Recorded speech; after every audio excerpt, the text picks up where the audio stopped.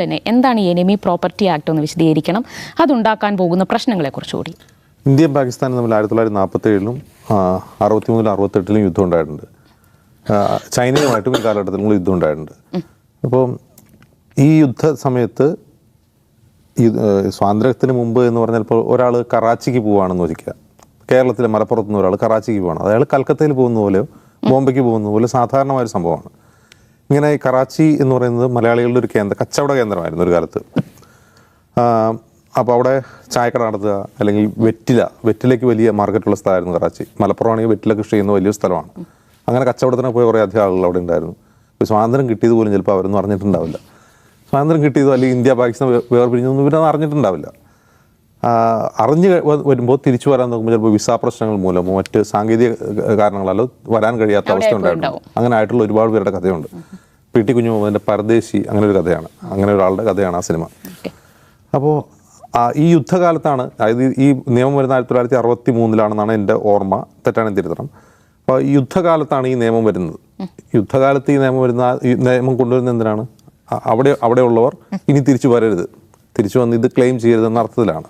കാരണം നിങ്ങളവിടെ സിറ്റിസൺഷിപ്പായി എന്ന് മാത്രമല്ല, യുദ്ധം ചെയ്തുകൊണ്ടിരിക്കുന്ന ഒരു വാറിങ് കൺട്രി ആയിട്ട് ഒരു രാജ്യവുമായി യുദ്ധം ചെയ്തുകൊണ്ടിരിക്കുമ്പോൾ അവിടെ നിന്നുള്ള ഒരാൾ ഇനി സ്വത്ത് കാര്യം പറഞ്ഞ് ഇങ്ങോട്ട് വന്നു കഴിഞ്ഞാൽ അത് കൂടുതൽ പ്രശ്നമാവില്ലോ എന്നായിരിക്കും സർക്കാർ അന്ന് ചിന്തിച്ചിട്ടുണ്ടാവുക. അതോടെ അത് കഴിഞ്ഞു. അത് കുറേ അധികം മനുഷ്യജീവിതങ്ങളുടെ പ്രശ്നത്തിലാക്കിയിട്ടുണ്ട്. കുറേ അധികം ആളുകൾക്ക് കുടുംബത്തിലേക്ക് തിരിച്ചു വരാൻ കഴിയാത്ത ഒരുപാട് മനുഷ്യർ കേരളത്തിൽ പോലും ഉണ്ട്. പാകിസ്ഥാനിൽ തിരിച്ചു വരാൻ കഴിയാതായി പോവുക കുറേ അധികം ആളുടെ പ്രശ്നമുണ്ട്.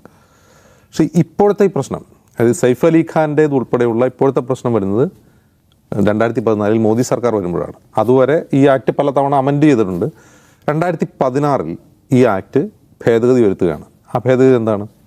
ഇപ്പോൾ ഒരാൾ പാകിസ്ഥാനിലോ ചൈനയിലോ പോയി, ചൈന എന്നൊക്കെ പേരിനാണ്, ഈ 12,600 കേസുകളിൽ 100 കേസ് മാത്രമേ ചൈനീസ് സിറ്റിസൺസിൻ്റെ ഉള്ളൂ, ബാക്കി മുഴുവൻ പാകിസ്ഥാനിൽ പോയ ആളുടെയാണ്. അപ്പോൾ പാകിസ്ഥാനിൽ പോയ ആളുകളുടെ സ്വത്താണല്ലോ തർക്ക വിഷയം. ആ സ്വത്ത് കേന്ദ്ര സർക്കാർ സംരക്ഷിക്കും, അവരുടെ കസ്റ്റഡിയിലേക്ക് പോകും എന്നുള്ളതാണ് ഈ നിയമത്തിൻ്റെ ഉദ്ദേശം. പക്ഷേ ഈ നിയമ ഭേദഗതി ഒരു ഡ്രാക്കോണിയൻ ഭേദഗതിയായിരുന്നു. ആ നിയമ ഭേദഗതി എന്താണ്? അത് അയാൾ ഉപേക്ഷിച്ച് പോയതായിക്കോട്ടെ, ആ സ്വത്ത് പിന്നീട് അയാൾ തന്നെ വിറ്റ് മറ്റ് പലരുടെ കൈമറിഞ്ഞ് വയറെ അതും ആയിക്കോട്ടെ. അതായത് എനിമി എന്ന ഒരു ഡെഫിനിഷൻ നമ്മുടെ കോൺസ്റ്റിറ്റ്യൂഷനിലുണ്ട്. ആരാണ് എനിമി? അതായത് നമ്മുടെ ഒരു വാറിങ് കൺട്രിയിലെ സിറ്റിസണാണ് നമ്മുടെ എനിമി, നമ്മുടെ രാജ്യത്തിൻ്റെ എനിമി. യുദ്ധം ചെയ്യുന്ന രാജ്യത്തിൻ്റെ, നമ്മളിപ്പോൾ പാകിസ്ഥാനായിട്ട് യുദ്ധം ഉണ്ടോ എന്ന് വെച്ചാൽ ഇല്ല, നമ്മൾ യുദ്ധം ചെയ്യുന്നില്ല. പക്ഷേ എനിമി എന്ന് പറയുമ്പോൾ ആരാണ്?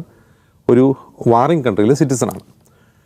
പക്ഷേ ഈ പുതിയ ഭേദഗതിയിൽ ഈ എനിമി എന്ന ഡെഫിനേഷന് ഒരു ബ്രോഡ് എക്സ്പ്ലനേഷൻ കൊടുത്തിരിക്കുകയാണ്. ആ എനിമിയുടെ, അതായത് അങ്ങോട്ട് പോയ ആളുടെ പിൻഗാമികൾ പോലും എനിമിയായി മാറുന്നു.